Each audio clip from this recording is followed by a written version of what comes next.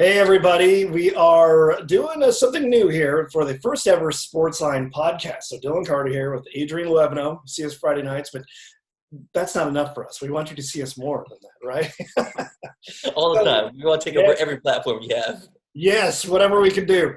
So basically, we're recording this Sunday afternoon. We just watched Taysom Hill's first start with the Saints. Other than a couple mistakes, Adrian, you couldn't ask for a better start, really, right? I mean, during that first half, I'm like, oh, come on, let him air at least one ball deep, right? It was kind of just like playing it safe, hand down little check downs, things like that. And the second half, you kind of finally saw Taysom kind of get comfortable and get more confident and take those shots downfield. It was actually really fun watching him play. I mean, obviously, like you said, one mistake with the fumble going down to a couple of drop passes that weren't his fault either. But overall, I think it was a pretty good, solid performance. Yeah, I think so too. I mean, there was a couple of throws in that first half. There was one near the goal line that could have been picked, and then that one that actually turned out well for them. It was kind of that wild throw that I think it was Emmanuel Sanders caught and then fumbled, but then it was ruled that he was down. That was kind of a wild throw that just Sanders made a great play to come back to the ball. That could have been a disaster. But other than those couple of throws, I mean, you're right. I mean, really, in the fumble late, but that was a good play up until the fumble.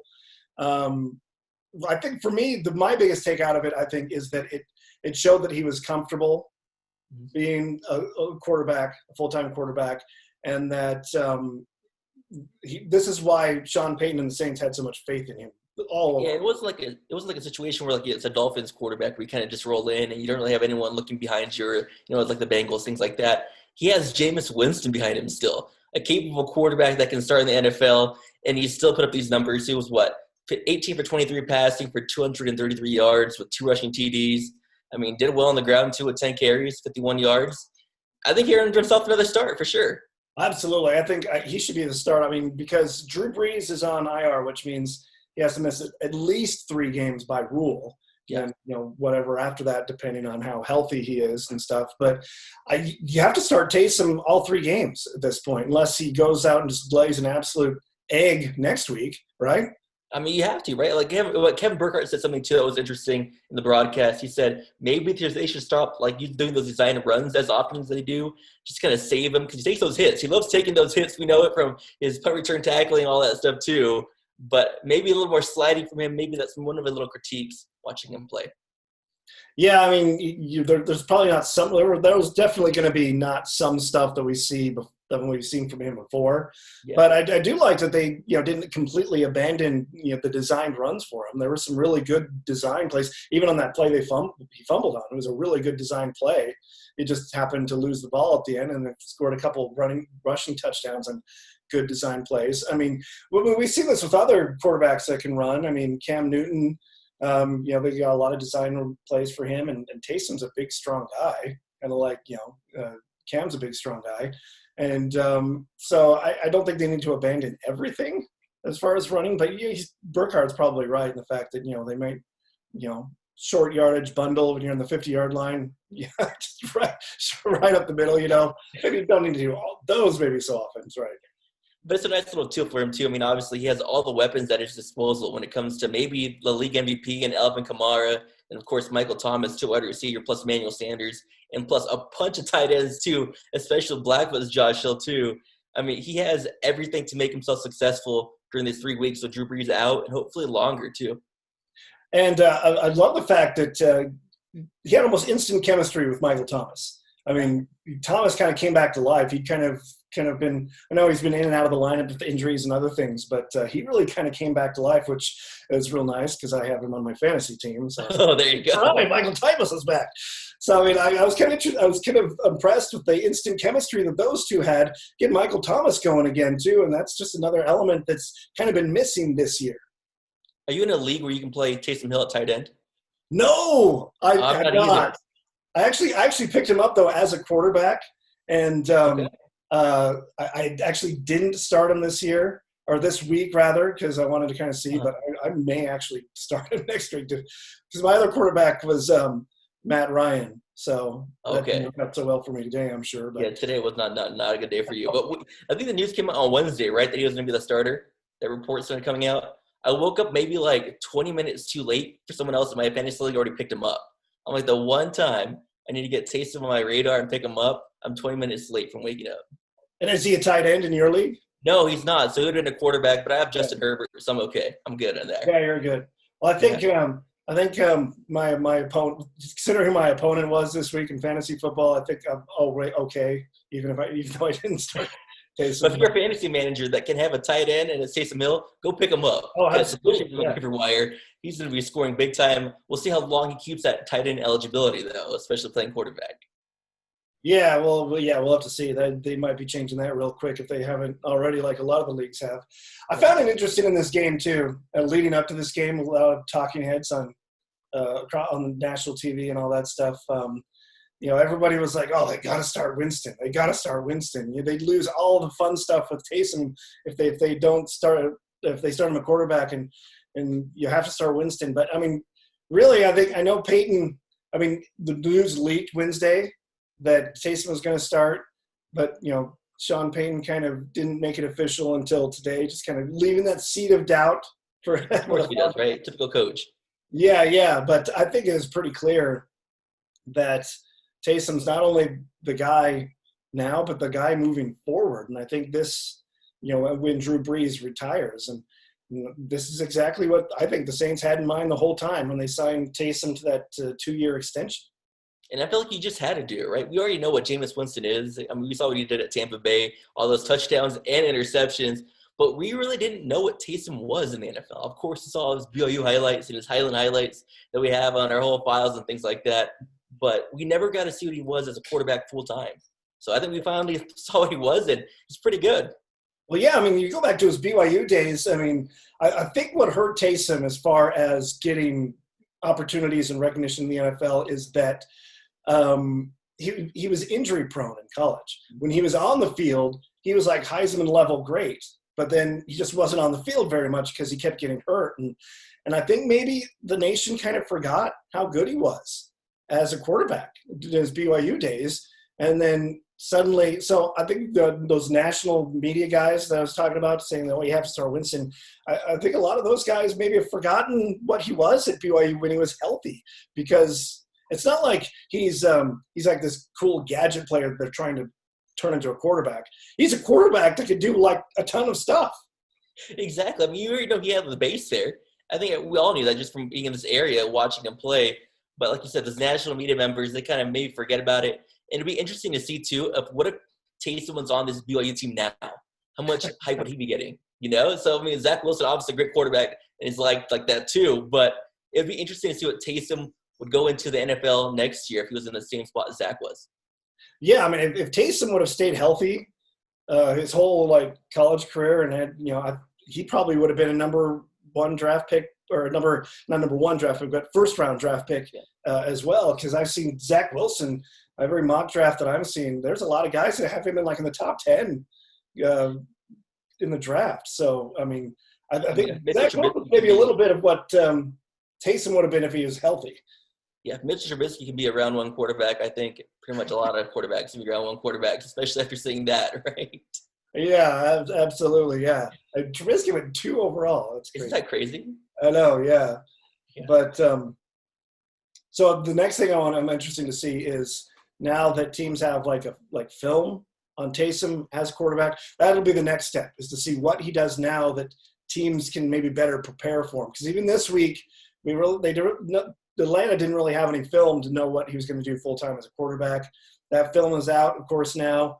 And so the next step for Taysom, I think, is to see how he responds when people know he's going to start and are preparing for him from the first day of the week. I think as opposing defenses, you just got to let him air it out. You got to see how confident he is in just airing out the football and see if he can do it consistently week by week. Because at this point, we know he can run. He showed it he can create plays, creating time by himself, to moving it in and out of the pocket. And I just think just play a whole coverage, just cover the receivers really well. And, maybe don't send so many blitzes at him, and just kind of let him kind of decide what he wants to do and hurt himself, because I think that's the biggest thing for him. We know he can create plays. We know he can extend plays, but let's see what he can do when they're dropping back in coverage, those corners, and see if he can throw the ball. Yeah, if he can become, look at someone like Steve Young. Well, there's been a lot of Steve Young, Taysom Hill comparisons out there. Steve is a great runner as well, but he really became deadly when he, mastered the throwing, the aspect of it, the passing aspect of it, reading defenses and things like that. Taysom gets to that point.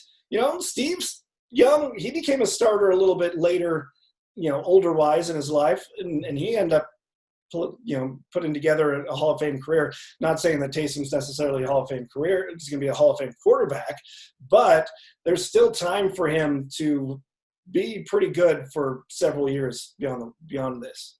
Yeah, I'm glad you mentioned that age factor too. His time's definitely now. Doesn't really have a lot of years to kind of develop as a quarterback. It needs to be quick, and I think if anyone can do it, I think it could be him. Yeah, I agree. It'll be fun to see what he can do from here on out. And I think too, the big thing for Taysom is that New Orleans has been the perfect spot. How many times have we seen good quarterbacks enter the league? They enter bad teams, bad situations, bad fits. They can't control it. They get drafted. And then it seems like everyone gives up on quarterbacks too fast. And what could have been good quarterbacks end up maybe getting wasted because they just can't get in a good situation. So I think the fact that Sean Payton found Taysom, brought him to New Orleans, which has been a perfect fit for him, is made everything for Taysom. I mean, how crazy is it for Green Bay too? I mean, obviously they dropped him just to get him on his practice squad and hopefully cleared waivers. But, man, imagine that quarterback room with Aaron Rodgers and Taysom Hill, and then we'll see what happens with that later on if he gets playing time when Rodgers goes down, things like that. But, man, Taysom Hill, like you said, landed in the perfect spot with the Saints. Yeah, he really did. And it kind of makes you wonder, too, how many other quarterbacks out there that, maybe could have been something a lot more if they just hadn't gone. I look at someone like a modern current example I think of is Sam Darnold. I mean, That's someone who could be a pretty good quarterback, but he just went to the dumpster fire that is the New York Jets. It's not his fault that he went to the Jets. And dumpster fire is putting it lightly, too. Yeah, I'm just worried that, that we might give up on Darnold because he was terrible, but a lot of that is the environment that he had to go into. Yeah. I mean, look at Josh Rosen, too. Bouncing off exactly. The Dolphins, and it's like he's with Tampa Bay now, I think it is, and it's just like it's crazy that you see these round one guys with a ton of potential. They kind of bounce around, and like you said, I think Jordan Love's going to be one of those quarterbacks too, where people kind of forget about him in Green Bay. They're just kind of sitting back, learning from Aaron Rodgers and that coaching staff in Green Bay, and then he's just going to explode when he gets on the scene. Yeah, it'll be fun to see when he gets his turn to see what he can do and kind of go from there as well. All right. I also wanted to, on this episode of our first ever podcast, I also wanted to, we just had the state high school football championships. Yeah. And kind of maybe recap our season, maybe a little bit, our high school football season. Seems like the high school football season always goes so fast. It feels like we just started. Yeah, I feel like we like the first month, and it's like, okay, it's fun. Like we have a couple games, and we're going. And then all of a sudden, like week 3 through like 7, just go like that. They just go. They do. They really do. It goes by so fast. So kind of what I was wondering, kind of what I wanted to do a little bit is, Colin Cowherd has this segment where he's like, where Colin was right, where Colin was wrong. Uh-huh. So I thought maybe we could play a game similar to that. It's like, all right, maybe what is something that heading into the season that you went exactly the way you thought it would, and then maybe one thing that was like, wow, that was a complete surprise. I did not see that coming. I'll start out, for an example. The one thing that I think I did not see coming, or that I got wrong necessarily, was guilty as charged. I probably underestimated Sugar Salem a little bit because they lost all those players. And after the game, Saturday for the championship, Coach Tyler Richens kind of mentioned that. He's like, no, we were doubted all year. Everyone didn't think we could do it because we lost all these starters and all that. And they proved, they did come down a little bit, but they were still good enough to win the state championship. And that's kind of the tricky thing about high school football is that the guys that are coming up, maybe they're as good or better than the guys that just left. We just haven't heard of them yet. Yeah. It's true. And it's just like, I think 9 seniors they had right on that team, something like that. And it was just like you said too, that was one of those teams where I was like, okay, they're back-to-back state champs. We know what they can do. But like you said, high school football is really much like a 2-year cycle where you get those juniors and seniors kind of mixing. And then once you get that third year, you really don't know what you're going to get. And for Sugar's point, like you mentioned, they're three-peat champions, and they did it. Yeah, they absolutely did. So, what was one thing that maybe that you felt like you maybe have got wrong, or was like a big surprise for you?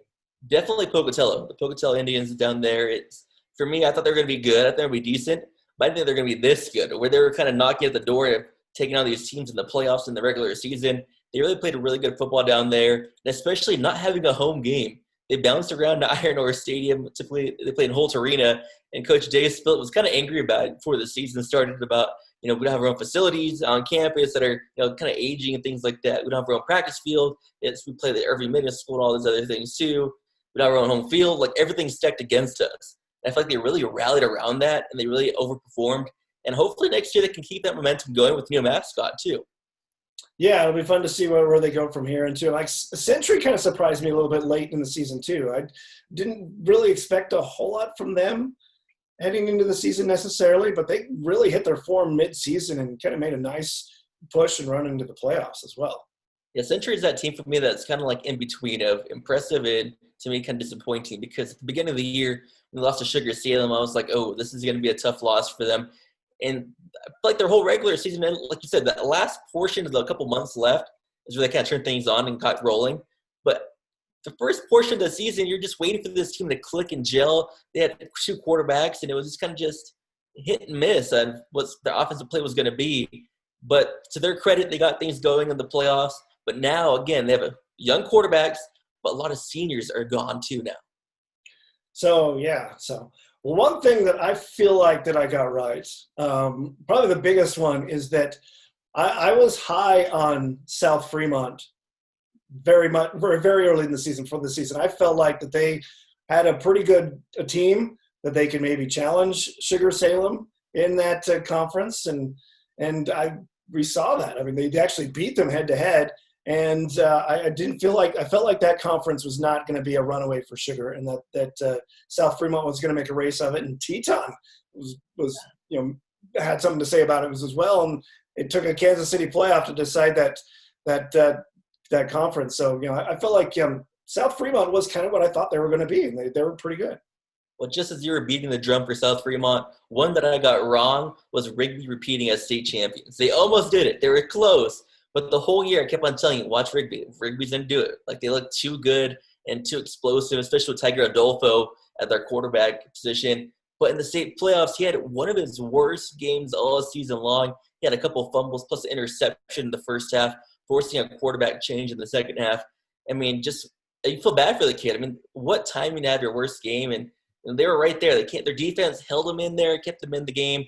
But just Rocky Mountain, just too much firepower running the football. And 17-14, close loss. Well, it looks like on paper, but in reality, when you're at the game watching it, it looked like it could have been a lot more. Well, and Rigby I kind of felt the way I felt about Rigby heading into the season was very similar to kind of how I felt about Sugar, in the sense that, they lost some key guys in key positions. But I remember, talking to the team earlier in the season and telling me that Armando Gonzalez telling me that we might actually be more talented this year than we were last year. And he wasn't wrong.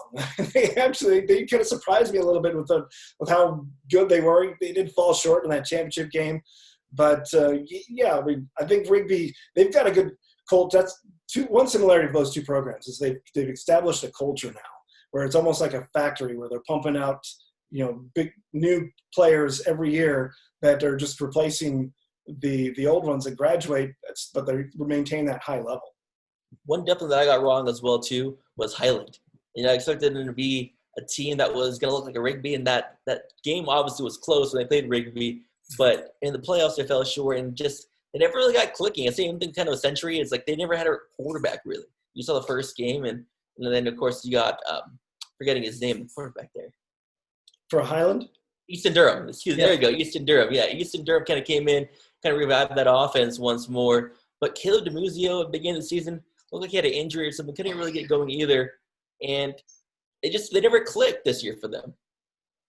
Yeah, there's a down year by their standards. I think I saw a stat when they lost. It was like the first time they hadn't reached the semifinals in, I can't remember what it was, but a while, so many years. but it'll be interesting to see how they rebound as well, especially with a strong 5A. I mean, Rigby's going to be up there again. One team that I did get right that I felt like was Thunder Ridge, another 5A team. I felt like that we were going to see some growth from them, and they were a dark horse playoff contender. Of course, they did get into the playoffs, and so I was. They were kind of what I thought they were going to be. I thought they would make a step closer, maybe not the same level as Highland and Rigby, but maybe close the gap just a little bit. And I felt like they did that. I thought Madison was going to be better than they were. They were maybe one that I got wrong as well. I thought they would be closer to Thunder than they were, but they just weren't able to get it going this year either. So I'm glad that we're finally mentioning. I'm going to mention Skyline right now because I feel like Skyline's a lost team in East Idaho. They're so good that it made it look easy. And it's like you kind of see Sugar going 3P, like, okay, they're good too, Rigby and Highland, all those teams. But I feel like Skyline just kind of did it easily and under the radar where they go in and just win a state championship. Maybe a little bit, yeah. We were so talking about the big changes that were coming with Rigby and Sugar and all that, and Skyline's just here like, yeah, we're good. We know it. I mean, they were number one pretty much from the start in the media poll, and I don't think they ever were. Well, I think they lost the number one spot maybe once after they lost to Rigby, which was their only loss, but then they came back and. I can't remember who it was, but they just dominated who they played the next week. Well, they beat Blackfoot too, and then it kind of helped them put back in number one. And they really weren't challenged a whole lot by any other 4A team. And yeah, it's another of those culture things where I'm Scott Berger talking to him after the game on Saturday. He's like, yeah, this group of seniors that we had this year, we talked to them about when they were in ninth grade about their senior year and how special it could be. So I mean, they're preparing these kids early for success down the road, and I think that's where you see those successful programs that almost kind of like are almost like a factory where they just keep pumping out good players because they start so young. Yeah, and I give people a peek behind the curtain too. During commercial breaks during Sportsline, we always chat it up, and I'm always telling you, man, I wish Skyline was in 5A this year. Because it would have been so fun to watch Skyline and Rigby and Highland go all at it. Those three teams, it would have been so fun to watch them play in 5A. Well, the interesting thing, too, is that another thing that, I heard Berger say is that he coaches Skyline like a 5A team. And what he meant by that is that, so a lot of times a philosophy is, and, it depends on how many kids you have, but you just pick your 11 best kids and you play them both ways and, let them carry you. And he's like, no, we want to do that, but with our best 40 kids and then specialize them so you don't necessarily have one player playing on both sides of the ball as the norm, but just maybe as an exception if you have a player that's great enough to warrant that. And so that just adds the depth. And so I think that's one reason why they've been so successful in 4A levels, because they've had that mindset where other schools, can't necessarily do that. If you can do it, and that's how you can be successful. I think one team that we're both right about was definitely Westside as well too. Westside just cruised into making it look easy in that state championship game against Firth. I mean, at halftime we already kind of knew, and Coach Ty Moser was saying, it's every state championship game I played in was kind of tense, and you're just stressed out the whole game. This one I kind of felt nice in the third quarter to kind of have it wrapped up. It felt nice to, just take off the headset and let the kids play. Yeah, Westside's been, dominant from the very start. And Firth, congratulations to Firth for getting this far. They were a team that maybe kind of surprised me a little bit.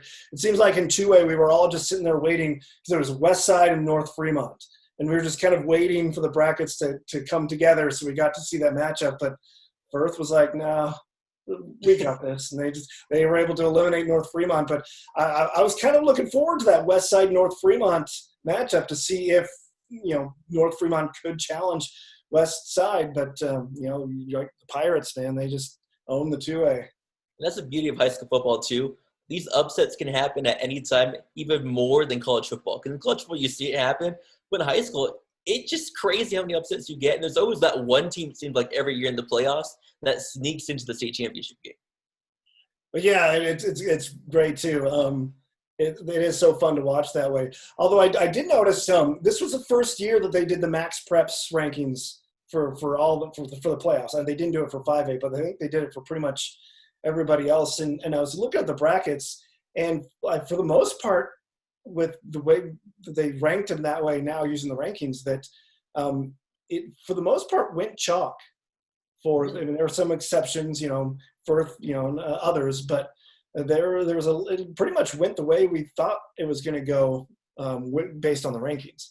I mean, I like the system that they have in place when it comes to ranking them that way. I think the computers work really well in high school. The thing I didn't like is we didn't really know what a win was a win when it came to like 4A to 5A, stuff like that. We didn't know the percentages of things like that, where if you beat a 4A school, beat a 5A school, it was a certain amount of percentage to win than 100% win. It was like 130 or something like that. And if a 5A school lost to a 4A school, it was like another something lost. But we didn't know those rules. They should have came out with the whole thing and said, this is what the whole guidelines are. And this is what happens if this team loses or this team wins. That's one thing that I wish we had. Yeah, the math that's involved in trying to figure out those match prep rankings. It's like, I don't know. Just tell me what the final rankings are, and I'll just go there, because I couldn't figure it out either. Like during the season, like then the other thing too is max preps. I mean, I know this is their first year doing this with the IHSAA, but they had Idaho Falls as a 4A school for like most of the season. It's like, how can I trust the rankings when they don't even have the schools in the right places? I mean, they have eventually fixed it towards the end, but I don't know. The max prep stuff is too much for my brain to figure out, to like tell me how it turns out and all sort of. I know, I'll fill the brackets once they're all done and we're good there. We had a conversation with Phil from District 93, and he was like, do you know the whole seeding procedure? And yeah, who knows at this point until the end of the week, the final week. Yeah, it's too much math for me. So, but anyway, so pretty successful. It's hard to believe that the high school football season is over. We got basketball coming up. The girls have already started. The fellows will be starting up, and after Thanksgiving, wrestling as well. It's just that's the nice thing about sports, is that it's never boring, because when one season ends, you change your routine, new sports start up, and you can a fresh start, and you're ready to move forward. And here for us locally, too, it's going to be a fun time, like you mentioned. Girls basketball, boys basketball, and wrestling, plus Idaho State women's and men's basketball, plus the Jazz and the NBA season starting. I'm juiced. I'm ready to go. I'm ready for those 2 weeks to go by and fly by and have all these basketball games happen. Of course, this week coming up, Thanksgiving, got Boise State playing, hopefully national TV. I think ESPN Plus might have them against Houston. And, of course, Idaho State starting their MTE as well, too, in Santa Clara. I'm ready to go. Yeah, it's certainly going to be exciting. I think it's going to be a fun basketball season locally, just because, I think the Idaho State men are going to be interesting to watch, based on all the new players that they have coming in, and it'll be fun to see what they can do. Not a lot of expectations, picked to finish 10th in the conference, but I could see them coming under the radar and kind of, making some noise a little bit. It's just so unfortunate, too, for fans not being able to go to region this year and see these two teams play. Hopefully we can get a handle on the pandemic and fans can come back maybe in next year sometime, or maybe in the tournament, too, in the Big Sky tournament. But, man, these teams are going to be so fun to watch, especially the women's team, preseason number 1. Oh, man, I just wish fans were there. Yeah, it's going to be different. I mean, some of the high school girls basketball games that we've been able to shoot so far, just varying sizes of crowds. Of course, some of them were before Governor Little's announcements, and some of them were after. But real empty, kind of weird feeling. But, of course, nobody will be allowed at Reed Gym when the women start coming up on Wednesday. So, it'll be kind of weird. It's so eerie when they turn the music down, like before the national anthem plays, then it's like before the PA announcer talks, and it's just like dead silence. It's so weird. Like, we never hear that in sports. There's always something going on, but dribble the basketball, or just the hit of the pads, or the fans going. And so when it's just dead silence, it's just so eerie.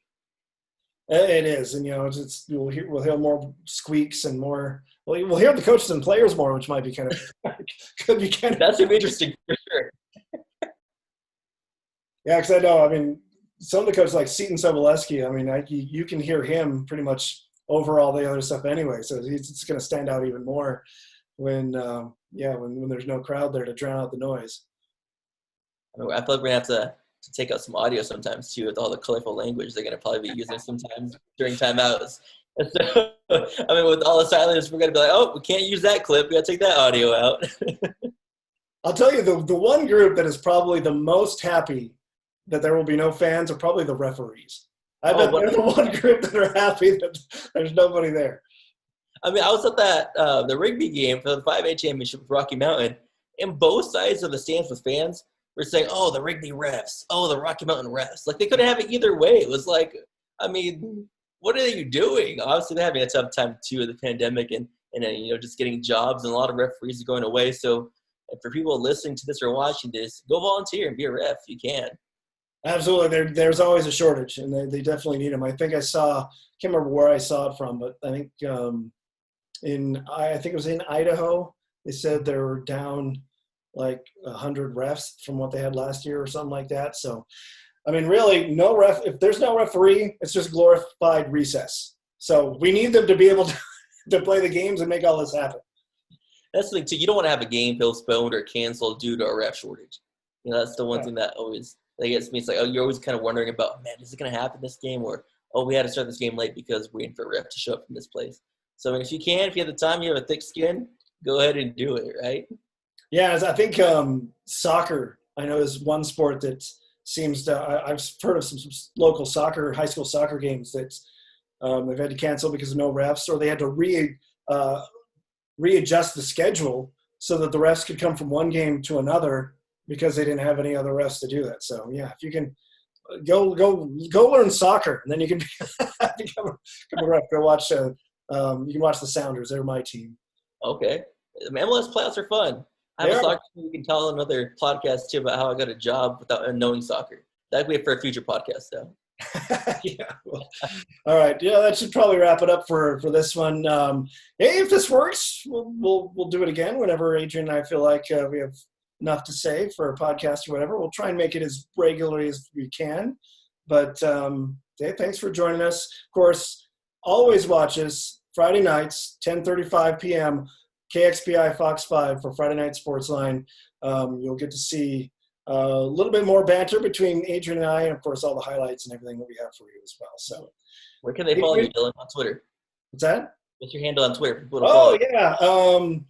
I might have to look it up. I don't know. I think it's at Dylan Carter SL. Or yes. All right, go follow Dylan Carter SL, like Sportsline SL. Okay, I like it. Mine's _Luevano. And, of course, you can get all our news on localnews8.com/sports. We post everything there. We stay up late just to get content out there for you. So make sure that you pay us and you pay our bills.